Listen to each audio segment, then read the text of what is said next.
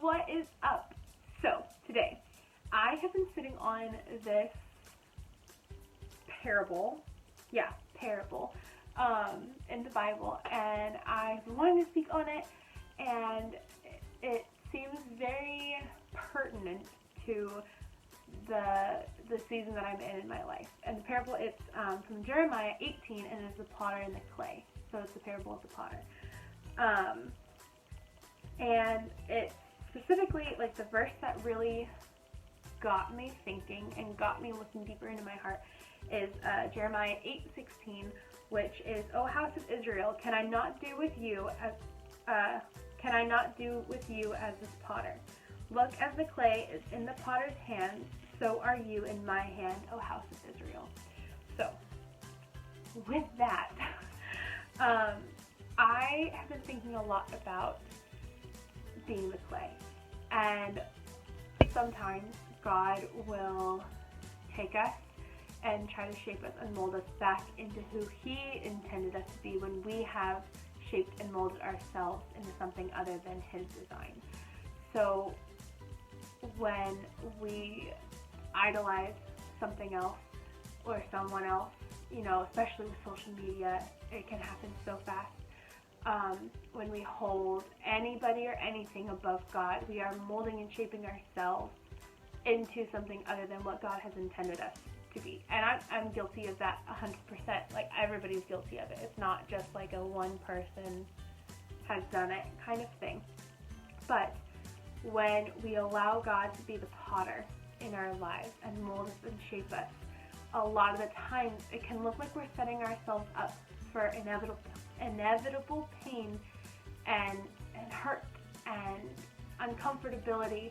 And if you've ever looked at how a potter works with clay, they press it and they squeeze it and they dig stuff out, and then they take tools and they scrape stuff off. And it looks like, if you put yourself in that perspective, it looks like it's gonna be really freaking painful. Like, it doesn't look like it's a fun time to be the clay. First, you get thrown on the wheel, like they slam it. I took ceramics for 1 year. I think 1 year or one semester in high school. But it gets thrown aggressively on the wheel, and then it gets spun like crazy, and then you get drenched in water, you get pushed and squeezed with hands. Like, it's aggressive. Like, if you think about it, it's an aggressive system. But would you rather, this is a question for you, would you rather be squeezed and molded and shaped and pushed and pressed into the creation that God intended you to be and to reach the highest potential that you could on this earth? Or would you rather stick with being shaped and molded by your worldly values and by the world, and let the world shape you? And then when you get to God, He says, I don't know, I can't even recognize you.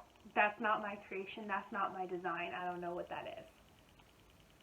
I, for one, would much rather be pushed and prodded and molded and squeezed and shaped and have things taken off of me and have pieces added on to look like what God intended me to look like, than for Him to not even recognize the finished product.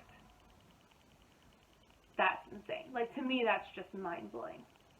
So, if you are going through a season where you feel like you are being just squeezed and things are getting taken off of you and things are getting thrown onto you and you're getting slammed down and you feel like you're spinning so fast you can't even see what's going on, it could be God is just molding and shaping you into the creation that He designed.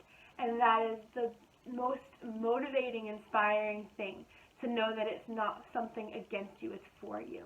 Because that's what God is. He is never against us, He is for us. And if He is going to take the time and He's going to allow that pain to create something better down the line that we don't even know about, that is so much better than not having the pain, or for there not to be a reason for the pain. Like, at least when God has His hand on it and He's allowing it and it's happening to shape us, It's better than it just happening because we're doing it to ourselves. We're setting ourselves up for the pain. That's not being created to be what we're supposed to be. So that is just something that has been sitting on my heart and that I needed remembrance of and to think about and to sit on and press into with God of, why is this happening? Like, why isn't this happening? Why is this getting taken away? Why isn't this getting added when you think it should be? But it's all because God is creating and molding you to be what He's intended you to be.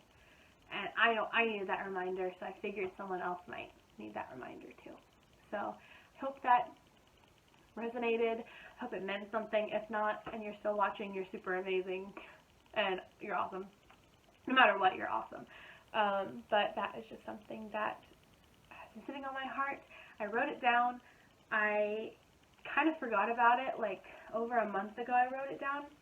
And then I was reading back through my probably more worry less journal and saw it again. And it had me really thinking more of, wow, yeah, like that does make sense, that if we allow God to be the potter, He is the most brilliant artist in the world, like in the universe, in creation.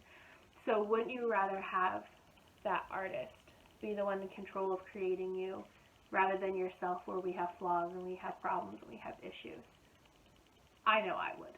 So that is just something that I wanted to share, and I love you. I hope you have a great day, and I'm just praying for, if you're in that season of getting squeezed and molded and pressed and squished and ripped off and put back together and taking stuff away from you or getting stuff added to you, I just pray that you see that God is doing a work in you, and that there is going to be such a beautiful outcome from it, and you don't even know what that's going to look like yet. And I know that's so frustrating, but it's going to be so good when the revelation comes. It's going to be so good, so good when God reveals to you why He was doing it in the first place. So I love you, praying for you, and I will see you in my next video.